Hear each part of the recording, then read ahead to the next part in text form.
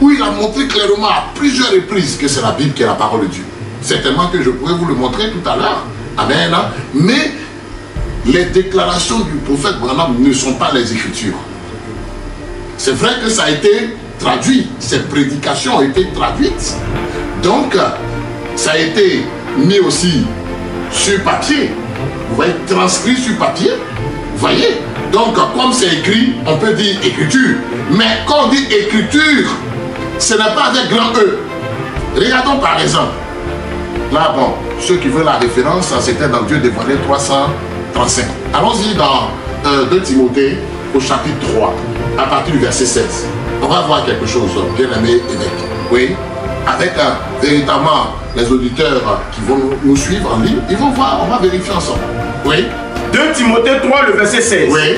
Toute écriture est inspirée de Dieu. Très bien. Le mot écriture est écrit comment, s'il te plaît? En grand caractère découvert. Donc, non, le mot E des écritures. Oui. C'est en majuscule. C'est en majuscule. Oui, en majuscule. Pour montrer qu'il s'agit de l'écriture qui est dans la Bible. Amen. Amen. Amen. Pas une autre écriture. Paul même lisait des livres. Mais ce n'était pas des écritures. C'est vrai que c'était des livres écrits, mais ce n'était pas l'écriture qui est la Bible. Amen. Vous voyez? Allons-y en 2 Timothée chapitre 4 pour voir effectivement que Paul lisait les livres spirituels. Oui. En 2 Timothée au chapitre 4. 2 Timothée chapitre 4. Oui. Alors au verset 13. Le verset 13. Quand tu viendras, oui, apporte le manteau que j'ai laissé à Troas, chez Carpus, oui, et les livres sur tous les parchemins. Sur tous les parchemins. Le surtout, c'est en rapport avec les parchemins des livres de la Bible, de l'Ancien Testament. Alors, parce qu'on vous trouve un peu dur, oui, de nos propos. Oui. Alors, et on voit même que dans les commentaires qui se font de part et d'autre, on voit les injures qui s'églissent. Alors, comment faire pour ne pas que ça se s'envenime?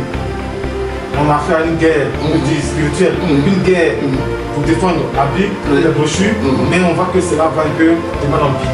Ne craignez-vous pas qu'on arrive aux affrontements? Parce que les injures se font déjà sur la toile.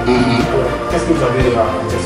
Oui, j'aimerais dire que c'est justement pour éviter ce état de fait-là que nous avons appelé au débat.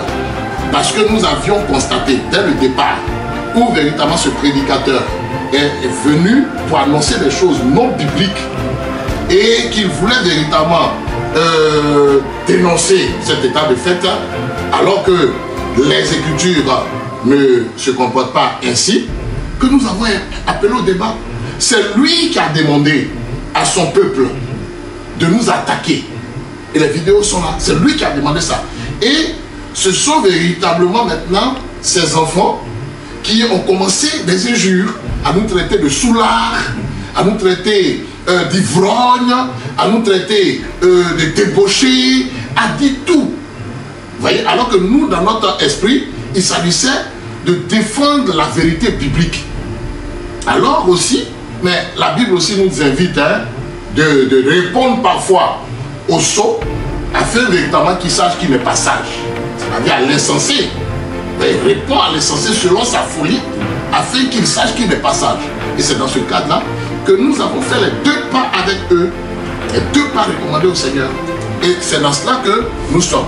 Et à un moment donné, par compassion, puisque nous avions compris qu'ils fuyaient les débats, et que nous avons découvert aussi que l'une de leurs cellules qui était aux États-Unis, au Canada, était vraiment dans des doctrines vraiment pernicieuses, au point de rejeter même le ministère de Christ et de traiter Paul de faux prophète et tout cela, et que eux maintenant, ils étaient en train de combattre avec eux. On a dit, mais vraiment, ça fait pitié. On n'avait pas voulu donner un coup de pied à quelqu'un qui était à terre. Nous avons su soit ça, on était passé à autre chose. Et puis encore, on se rend compte qu'ils ont organisé toute une messe pour pouvoir véritablement encore remettre ce débat à l'ordre du jour. Ben, nous allons toujours porter haut l'étendard de la vérité, l'étendard de Jésus-Christ. Nous sommes l'armée du Seigneur dont nous combattons, mais pas la chair et le sang.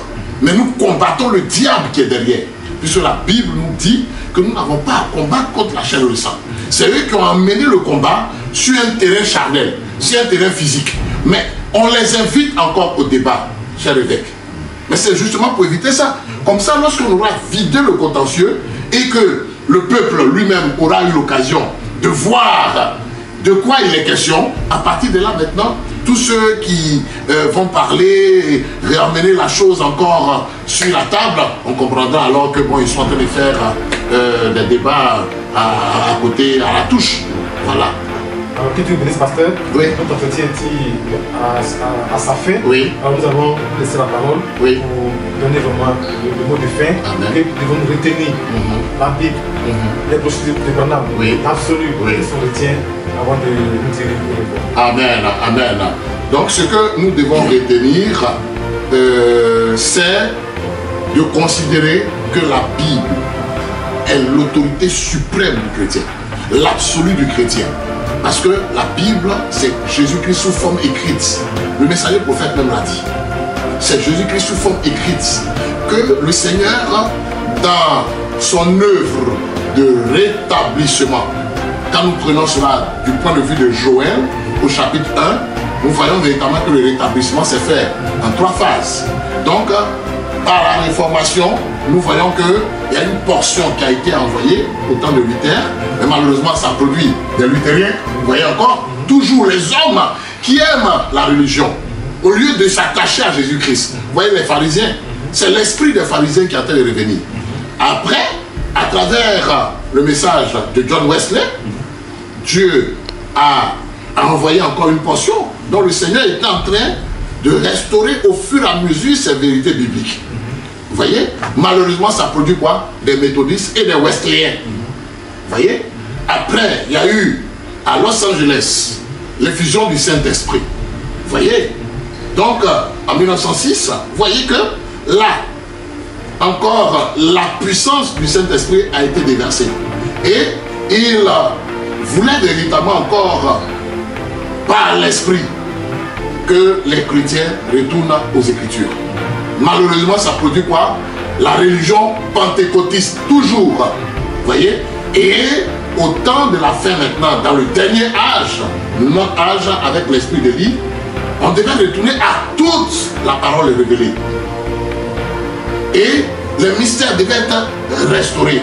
Les mystères devaient être apportés. La révélation des mystères devait être apportée de la Genèse à l'Apocalypse, de sorte que les chrétiens puissent avoir la même foi en rapport avec la doctrine que les premiers chrétiens et que les chrétiens au temps de la fin puissent avoir la révélation de toute la parole de leur époux. Vous voyez, malheureusement, qu'est-ce qui se passe? On voit que ça produit aussi le branhamisme.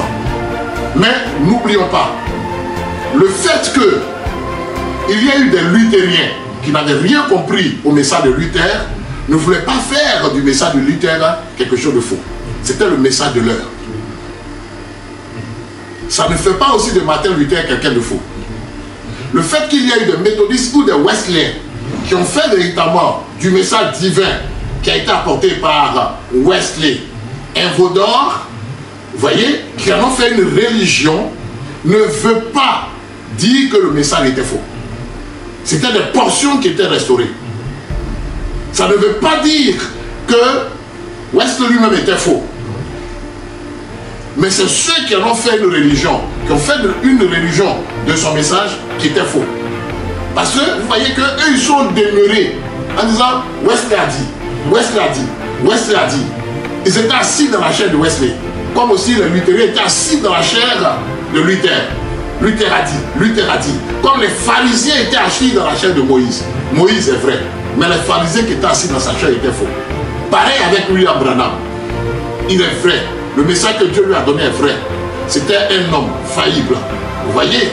Mais le message que le Seigneur lui a donné était véritablement une invitation à retourner à la foi des pères apostoliques. Vous voyez un peu? Le fait qu'il y ait des branhamistes ne veut pas dire que son message est faux.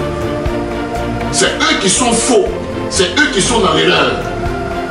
Branham est un authentique messager, un authentique serviteur. C'est grâce à son ministère que les authentiques prédicateurs de la parole peuvent se tenir avec la Bible et prêcher tous les sujets en accord avec le témoignage d'ensemble de la volonté de Dieu de transcrire dans les Écritures. C'est grâce à son ministère. C'est grâce à son ministère que nous avons la révélation des mystères depuis le commencement. Vous voyez, et que nous pouvons lire l'Apocalypse aujourd'hui, grâce à son ministère. Mais il y a des chrétiens et il y a des branhamistes. Un message a toujours enfanté des jumeaux. Vous voyez, c'est comme ça. L'Église a toujours enfanté des jumeaux. Ève a enfanté Abel et Caïn.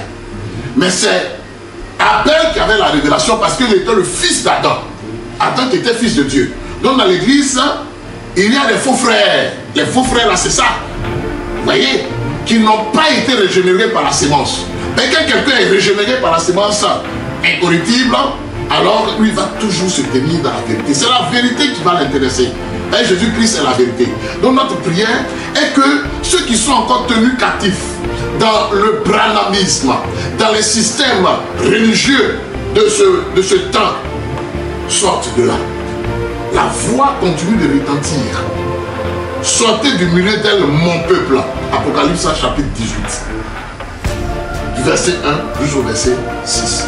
Sortez du milieu d'elle, mon peuple. Parce que là où il y a la confusion, Dieu n'est pas là-bas. Dieu ne se tient pas dans la confusion. Parce que le Saint-Esprit est l'Esprit de vérité qui conduit dans toute la vérité. L'Esprit de Dieu ne va pas conduire quelqu'un dans l'erreur. Il ne va pas le conduire dans les dogmes, dans les credos, dans les traditions humaines. Vous voyez donc, ils ont établi que pour un chrétien, consommer l'alcool est un péché, la polygamie aussi est un péché, alors qu'aucun apôtre n'a prêché comme ça. Le Seigneur lui-même, il a prescrit la consommation de vin, tel que aussi dans la Sainte Seine d'ailleurs, vous voyez un peu, et il a rendu certains de ses serviteurs polygames. Vous voyez? Donc, on a le cas de David, hein? C'est lui qui a donné les femmes de Saül à David quand Saül est mort, faisant de lui encore un polygame. Donc, on voit véritablement que aujourd'hui, nous devons comprendre que le message que Dieu a envoyé pour notre temps est une invitation à retourner au fondement originel. Parce que l'Église est édifiée sur le fondement des apôtres et des prophètes. Jésus-Christ lui-même étant la pierre angulaire. Éphésiens 2, versets 18 à 20. Amen. C'est cela. Donc, que Dieu vous bénisse abondamment. Merci encore. Et encore, je vais véritablement vous faire cette doléance, précieux évêque. Les points que nous avons examinés, comme nous n'avons pas eu le temps, s'il est possible que vous puissiez aussi véritablement nous inviter à une interview pour aborder chacun de ces points, ce serait véritablement merveilleux. Et avec plaisir, Dr. Céleste. Amen. Merci encore une fois. En passant par la Bible, les brochures, oui. Vous avez fait ces grands décryptages pour dénoncer encore une fois la fausseté du diable. Amen. Et nous osons croire que cela va édifier tous ceux qui vont suivre véritablement cette interview. Amen. Que Dieu vous bénisse. Amen. Que Dieu bénisse bien-aimé frère Fortunatus qui a fait l'amitié avec Bio. Amen. Merci encore une fois à tous nos bien-aimés frères et sœurs, tous ceux qui nous ont suivis pour cette interview. Amen. Restez connectés. Très bientôt, vous verrez pour la suite avec beaucoup de détails sur ces points que nous avons abordés aujourd'hui. Shalom et à très bientôt. Amen.